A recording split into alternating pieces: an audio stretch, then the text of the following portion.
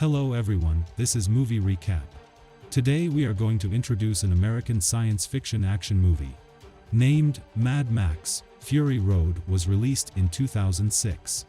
After the nuclear explosion, the human world has become the law of the jungle and cruel. One chief can have a dozen wives.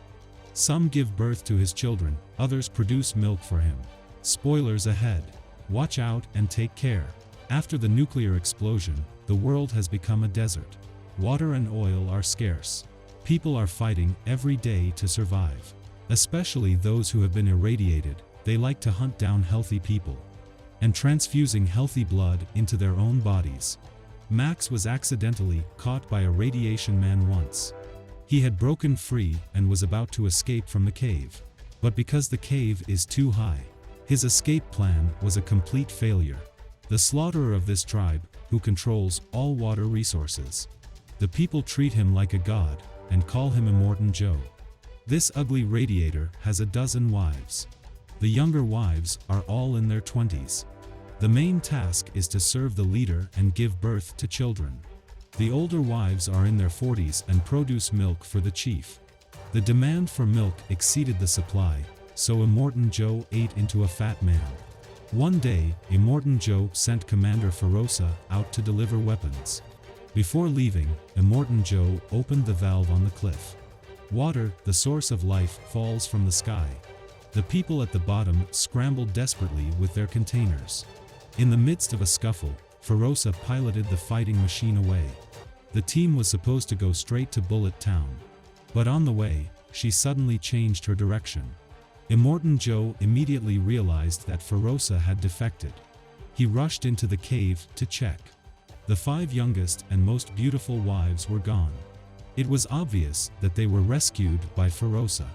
In this era, it is not easy to find a beautiful woman.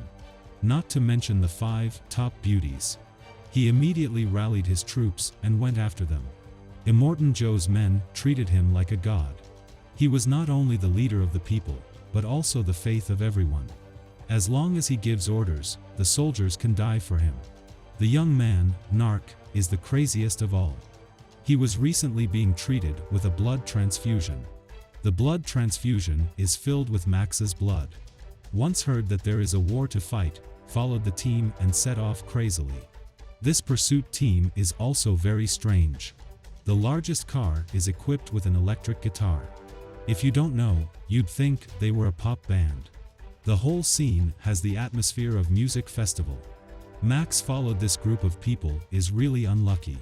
In order to keep the blood transfusion going, Narc hung Max in front of the car, like a human shield. The whole group, Immortan Joe, was so angry at this time. Now he only wants to recover his 5 beautiful wives, and ordered everyone not to hurt those beauties. Although the sniper team started a little late, but the Ferosa side of the operation, the progress is not smooth. The war machine she was driving even fell into a trap, and then encountered several self-defense vehicles. In the constant battle, the speed of the vehicle was seriously affected.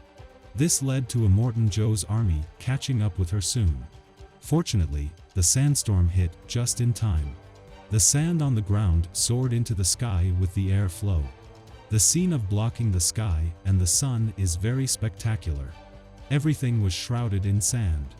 The nearest convoy was swept into the air by the wind. Car fuel tanks exploded in the air. It was like a huge fireworks display. But the view was not long, and then the entire convoy was buried in dust. By the time Max woke up, he pulled out the blood transfusion tube inserted in his body. Then intended to break free from the chains and escape alone. He tried many ways, but never managed to destroy the chain. In desperation, he had to carry Narc away together. At this time, Ferosa with 5 women are resting, watching the girls rinse themselves with water from the mountain. Max was simply too envious. He pointed his gun at the women and told them to pass the water gun to him. While he was drinking, Narc on the ground was also awakened by the water. Immediately, the 3 parties began to fight. Meanwhile, the nearest team is catching up again. In the end, Max won, and he drove the car alone away from the crowd. But not far away, the the car stalled and stopped. Ferosa led the women to the car. She said that the car was programmed so that no one else could drive it except her. As the pursuers were about to catch up, Max had to agree to let the women get into the car. But what they don't know is, Waken Narc also secretly climbed into the car and suddenly attack on the way. But his strength alone is limited. Finally, he was thrown out of the car by the women. In the process, Max also finally opened the shackles on his head. The 7 people drove the vehicle and escaped to the land of another tribe. They traveled through the long canyon. When Immortan Joe's pursuing caravan arrived, the leader of the enemy tribe ordered the road to be blocked. The sniper caravan was temporarily blocked, and the forklifts began to clear the roadblock. Immortan Joe drives a car with strong cross-country ability, so he let a few of his men go over the barricade and chase his wives. On the other hand, as Ferosa and Max invaded the enemy's territory, the enemy motorcade began a large-scale attack. After getting rid of the motorcycle squad, Immortan Joe caught up with them again. But because he did not want to kill his wives, the two sides did not exchange fire for the time being. Narc volunteered to help. He said he could get his wives back if he could board the fighting machine. Immortan Joe saw the boy was not bad, so he gave him the pistol, and also helped him climb into the fighting machine. But the young man was a little overexcited. Just as soon as he moved, he tripped over the chain. Even the pistol fell to the ground. Immortan Joe shook his head, disappointed in Narc. It was up to him to take back his wife. He drove the car to the front of the fighting machine and grabbed Max's steering wheel with a chain. In an emergency, Ferosa rushed out a wrench, with the wrench to control the direction of the vehicle. During the battle, the car hit a roadblock. The most beautiful wife was almost knocked down. After being in danger, Max gave the beauty a thumbs up. But the girl was so overconfident that she climbed into the cockpit from outside the car and ended up accidentally falling out of the car. Then she was run over by Immortan Joe's car. This also directly led to Immortan Joe's car rollover. Max and Ferosa saw that the girl had fallen to her death. They didn't even stop the car and fled. Narc climbed into the combat machine and entered the carriage. Got a crush on one of the girls. Now he didn't care whether the girl is the leader's wife or not. 2 people chatting is quite happy. From then on, Narc no longer believed in Immortan Joe.